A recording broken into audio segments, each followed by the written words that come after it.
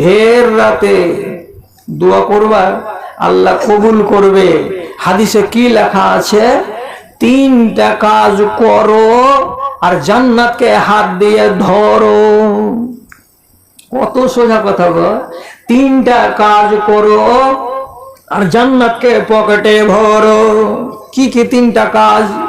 নবীজি বলছেন আফসুস সালাম, বেশি বেশি করে সালাম দাও, বেশি বেশি করে সালাম দাও, যত পারো সালাম দাও। গলির দিক থেকে বাড়ির দিকে গেলে যে বলো আসসালামু আলাইকুম। মায়ের লোক যারা বেউদিশা আছে ওরা ফের এমনি করে খুনসা তাকিয়ে কহবে মায়াটাকে ফের কে সালাম দেয়? আরে মায়াটাকে সালাম কে দেয় মানে? কেন মায়া লোক মুসলমান নয়? মাকে সালাম দাও, বাপকে সালাম দাও। এখান থেকে ওই চায়ের দোকানে গেলে যাওয়া মাত্রই বলো আসসালামু আলাইকুম। এখান দিয়ে তুমি চলে যাচ্ছিলে দক্ষিণ দিকে, গলিতে 10-12টা লোক বসে বসে পুয়াল ঝাড়ছে, আপনি ওদেরকে তাকে বলেন আসসালামু আলাইকুম।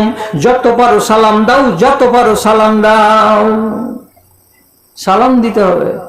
আরে 2টাতে যদি আমি বাড়ি যাই আর গেটটাকে খুলে দেয় মায়া লোক, যদি কোনোদিন বেখিয়ালে থেকে যায় তো নিন্দ পড়া মানুষ তালাটা খুলে দিয়ে ঢুকবে, ঢুকে সালাম যদি ছুটে যায় তো নিন্দ পড়া আওয়াজে করবে ভুলে গেলে আচ্ছা আচ্ছা আচ্ছা আসসালামু আলাইকুম। সালাম খান্ডা দিতেই হবে। এটা কি সুন্নাত? লাভ কি হবে? এই চায়ের দোকানে কতটি লোক বসেছিল মাগরিবের টাইম খানে? 15টা। আপনি সালাম দিলেন 15 জনাকে একবার ব্যবহার করেন, একবার দিয়েছিলেন একবার। আসসালামু আলাইকুম বললেন আপনি একবার, 15টা লোক আপনার পাইট হয়ে গেল যে কি বলছে ওয়ালাইকুম সালাম, তোমার উপরে আল্লাহর শান্তি বর্ষিত হোক। কি ব্যবসাটা সুন্দর। আপনি বলবেন একবার আর দোয়া পাবেন কয়জনের? তো 15 জনের 15 বার। আজব আজব কথা। লাগাও সালাম, লাগাও। রাসূল বলছেন সালাম দাও, যত পারো সালাম দাও, নেকির পাহাড় বানিয়ে নাও। 1 আর 2 নম্বর গলিতে যদি কোনো ফকির এসে বলে বাবা রে খেতে দাও, সত্যি কথা যদি বাড়িতে খাবার না থাকে তো বলে দাও যে খাবার তৈরি নাই রে বাবা। আর যদি খাবার মজুদ থাকে আল্লাহর কসম দিয়ে বলছি জীবনে কোনো ফকিরকে ওয়ানাহারে গলি থেকে যেতে দেবেন না। ফকির জীবনে কোনোদিন আপনার কাছে সব চাইবে না, ফকির কোনোদিন আপনার কাছে গিলাস চাইবে না, ফকির জীবনে কোনোদিন আপনার কাছে ফ্যানের তলে বসতে চাইবে না, ফকির জীবনে কোনোদিন বাড়া ভাত চাইবে না। ভালো করে খেয়াল করে শুনেন কথাগুলো। যেইটি দিবেন সেইটি রোদে বসে বসে খানাটি খেয়ে নিবে।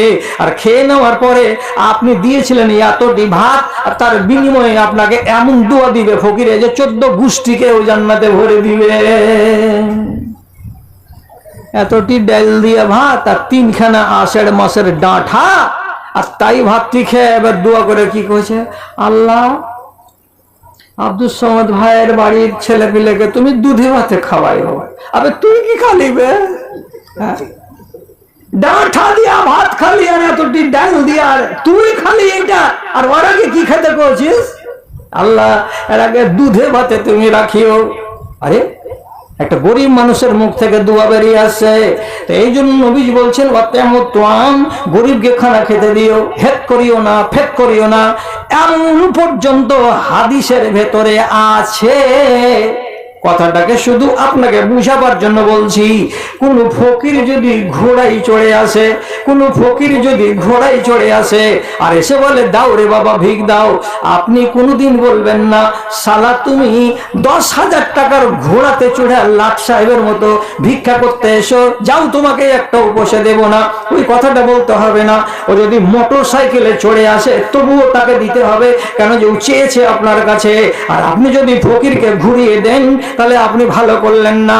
আল্লাহ তাআলা পরিষ্কার করে কোরআনে বলছেন ও আম্মাসা ইলা ফালা তানহার, কোন ফকিরকে কড়া ভাষা বলবে না, কোন ফকিরকে হেট হুট করে গলি থেকে নামিয়ে দেবে না, কোন ফকিরকে ডাঁট দেবে না, কোন ফকিরকে কড়া ভাষা বলবে না। যদি খানা না থাকে তো মিষ্টি করে বলো বাবা রে এখন খানা নাই। তাহলে ফকিরকে খেতে দাও, 2টা আমল হলো। তিন নম্বর আমল নবীজি বলছেন সাল্লু বিল্লাইলি ওয়ান নাসু নিয়াম, রাতের বেলায় নামাজ পড়ো যখন দুনিয়ার মানুষ ঘুমিয়ে থাকবে। তোমার বাড়িওয়ালি ফোঁ ফোঁ করে নিতে পারবে, তুমি বাড়িওয়ালির পাশে মুসাল্লাকে পেড়ে দাও কুঠির গোড়ায় দিয়ে তুমি নামাজ শুরু করে দাও। এটা হলো নফল নামাজ। যদি তোমার স্ত্রী মনে করে আমি নামাজ পড়বো রাতের বেলায়, স্বামী ঘুমিয়ে আছে, বউ ঘুমিয়ে আছে, বেটা ঘুমিয়ে আছে, সারাটা বাড়ির লোক যখন রাত্রে 2:30-3টার সময় ঘুমিয়ে থাকবে, ওই রকম নির্জন অবস্থাতে ওই মেয়ে ছেলেটি কুঠির গোড়ায় মুসাল্লাটা পেড়ে দিবে, 2 রাকাত নামাজ পড়বে। আর পড়ার পরে মনের কথাগুলো আল্লাহকে খুলে খুলে খুলে খুলে বলবে। আল্লাহ রাব্বুল আলামিন বলছেন এই 3টা কাজ যদি তোমরা করতে পারো তো জান্নাতকে তোমাদের পকেটে ভরে দেব। ওয়ান্নাসু নিয়াম উদখুলুল জান্নাতা বিসালাম, তোমরা 3 কাজ করার বিনিময়ে আল্লাহর জান্নাতে চলে যাও। রাতের বেলায় উঠে নামাজ পড়বে বড় আশা নিয়ে, আর মৌলবীর ওয়াজ শোনার পরে কিন্তু তোমার ভেতরে 2টা দোষ আছে। কি দোষ আছে? তোমার মুখ দিয়ে কিছু ঢুকে আর তোমার মুখ দিয়ে কিছু বেরোয়। তোমার মুখ দিয়ে যেটা বেরোয় সেটা হলো কথা, আর তোমার মুখে যেটা যায় সেটা হলো আহার। তোমার মুখ থেকে যেটা বেরোয় সে জিনিসগুলো যেন ভালো হয়, আর তোমার মুখ দিয়ে যেটা ঢুকবে সেটা যেন হালাল হয়, হারাম যেন না হয়। মনে থাকে? মনে থাকে? ঢুকার গুলো ভালো হবে, বেরুবার গুলো ভালো হবে। মানুষের মুখ থেকে যদি খারাপ কথা বেরোয় তো খারাপ কথা যার মুখ দিয়ে বেরোবে ওর দোয়া অত সহজে কবুল হবে না। টেঁড়া কথা বলবেন না, গাল দেওয়া কথা বলবেন না। শুধু আবু যার রাদিয়াল্লাহু তাআলা আনহু ওর চাকর ছোট্ট নাবালক ছেলেটাকে বলেছিল, এই কাইলা নির্পেটের কাইলা কোনটা গেছিলি রে?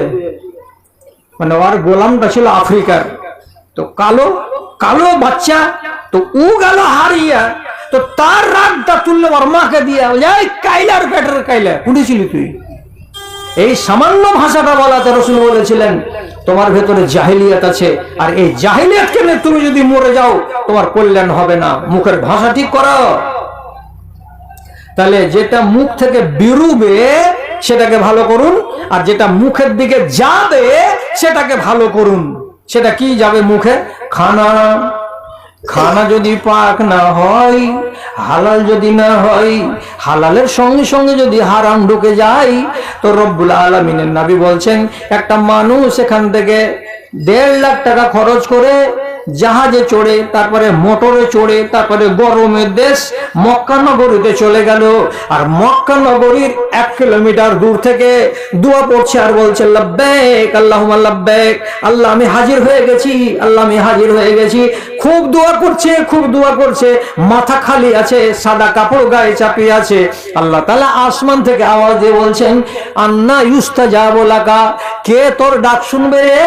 তোর বাড়ি হলো বরগাছি, রাসাখোয়া এলাকার লোক। তোর গায়ে যেটা পোশাক চাপা আছে সাদা পোশাক, এই পোশাকটা কিনেছিলে কোন টাকা দিয়ে? বলছে সুদের টাকা দিয়ে কিনেছিলাম। তোর পোশাক যদি হারাম হয়, আর যেই টাকাগুলো তুই নিয়ে হজে এসেছিস, আর যে টাকাগুলোকে ভাঙিয়ে ভাঙিয়ে খেয়েছিস, আর ওই হারাম টাকা খেয়ে যদি আমাকে বলিস আল্লাহ কবুল করে নাও, আল্লাহ কবুল করে নাও, রব্বুল আলামিন বলছেন আন্না ইউস্তাজাবু লাকা, তোর ডাক শোনা হবে না, তোর দোয়া কবুল করা হবে না। লা লাব্বাইকা ওয়ালা সাদাইকা, তুমি বলছিলে কি আল্লাহ আমি হাজির, আল্লাহ আমি হাজির, আল্লাহ আমি হাজির। আল্লাহ তাআলা বলছেন তুই হাজির আমি হাজির নই, তুই হাজির আমি হাজির নই। কাবার চারিদিকে ঘুরে নে, চক্কর কেটে নে, বাপের টাকা ছিল টাকা খরচ করে চলে যাবি, যেমনকার লোক ছিলি তেমনি হয়ে থাকবি। গাধা যদি 72 চক্কর কাবার লাগায় তো জীবনে হাজি হয় না। যেমন ছিল অমনি হয়ে চলে এলো। বাড়ি এসে ফের দেখছে বিড়ি ফুকাই দিয়ে আছে। হাজি জামশেদ আলী, হ্যাঁ বিড়ি ছাড়তে পারো নি? বিড়ি অত বড় গুনাহ লাগি, নেকি খুব খা, 7 বাবাটা মিলে খা। তো যে কার হাজি ছিল সেই কার হাজি হয়ে চলে এলো, লোক হয়ে চলে এলো, মিছামিছি লোকেরা ওর নাম বলছে সবুর হাজি, সবুর হাজি। তাহলে কি আল্লাহ তাআলা নবী বলছেন তোমার দোয়া কবুল হবে না, কাজে মুখের উপরে লাগাম লাগাও। আর জুয়ান ছেলেটিকে বলছি ধন রে, বেটা রে, বাজি রে, তোরকে পা ধরে বলছি, তোরকে হাত ধরে বলছি, কথাটা আমার শুন। যদি বিয়ে করার বয়স হয়ে থাকে তো হক কথাতে লাজ নেই। নিজের বাপকে বলো যে বিয়ে করব, নিজের বাপকে বলো যে বিয়ে করব, এটা অধিকার। যদি বলো বাপকে বিয়ে করার কথা কেমন করে বলবো, নিজের বড় ভাইকে বলো, নিজের নানাকে বলো, নিজের দাদাকে বলো যে আমার বয়স হয়েছে, আমার বিয়ে দিয়ে দাও। আর বাপ বিয়ে দিবে না, আর তার জন্য তুমি লাইন মেরে বেড়াবা। মোবাইলে মোবাইলে হোয়াটসঅ্যাপে 72টা বেটি ছেলের সঙ্গে তোমার চ্যাটিং চলবে রাত 12টা পর্যন্ত। খাড়াই হোয়াটসঅ্যাপে এখান থেকে একটা ন্যাংটা ছবি ওকে পাঠিয়ে দিল, ও তখন আর একটা ন্যাংটা ছবি তোমার কাছে পাঠিয়ে দিল। এই যে হোয়াটসঅ্যাপের ভিতরে তোমার লেনদেন চলছে, আল্লাহর কসম খেয়ে বলছি, তোমার চোখে যদি তুমি টাটি না লাগাও তাহলে রমজান মাসের রোজা করেও তুমি কিন্তু কল্যাণ পাবে না। তোমার চোখকে আল্লাহ রাব্বুল আলামিন আযাবে গ্রেফতার করিয়ে দেবেন, এবং চোখকে তোমাকে লাগাম লাগাবার কথা 10 বার করে কোরআনে বলা হয়েছে এবং হাদিসের ভিতরে বলা হয়েছে। ঈমানকে নষ্ট করার 1 নম্বর উপায় হলো মানুষের চোখ। জি হ্যাঁ, ঈমানকে নষ্ট করে মানুষের চোখ। ইন্দারার গোড়ায় মেয়ে ছেলে গোসল করছে, শেরশাবাদীরকে ইন্দারার গোড়ায় টাটি দেওয়া থাকে না, আর এই তের চোখে বারে বারে দেখছে। তুমি শুধু ওকে দেখো না, তোমার নরকের রাস্তার দিকেও তুমি দেখছো, খেয়াল করতে পারো না? একটা তোমাকে সহি কথা শোনাচ্ছি আর একটা বুজরুগের কথা শোনাচ্ছি। একজন জুবাইর বিন আবু সাইদ বিন জুবাইর বলে একজন পরেশগার দিনদার আল্লাহওয়ালা লোক নিজের সাবালক বেটাকে ডেকে বলছে, বেটা শুনো, আমি তোমার বাপ একটা কথা বলছি, কথাটাকে একটু মুখস্থ করে রাখিস ধন রে। কি কইছে? ইমশি ওয়ারা আল আসাদি ওয়াল আসওয়াদি ওয়ালা তামশি ওয়ারা আন নিসা। বাঘের পিছনে পিছনে হাঁটো, কালো কুকুরের পিছনে পিছনে হাঁটো, অসুবিধা নেই, কিন্তু বেটি ছেলের পিছনে পিছনে হাঁটিও না। কি কথা বললাম? বাঘের পিছনে পিছনে হাঁটো, অসুবিধা হবে না, কালো কুকুরের পিছনে পিছনে হাঁটো, অসুবিধা হবে না, কিন্তু খবরদার কোন মেয়ে ছেলের পিছনে পিছনে হাঁটিও না। কেন? লাউ আকাল আল আসওয়াদ আবিল আসাদ লাজাআতিদ দুনিয়া। তোমাকে যদি বাঘে খেয়ে নেয় তো তোমার দুনিয়াটা শেষ হবে, আর কোন নারীর পিছনে যদি তুমি চলতে যাও তো লাজাআতিল আখিরা, তোমার আখিরাত বরবাদ হয়ে যাবে, তুমি গায়রত হয়ে যাবে, তুমি শেষ হয়ে যাবে। কাজে তোমার জীবনটা চলে যাওয়া ভালো, কিন্তু আখিরাত বরবাদ হওয়া ভালো নয়।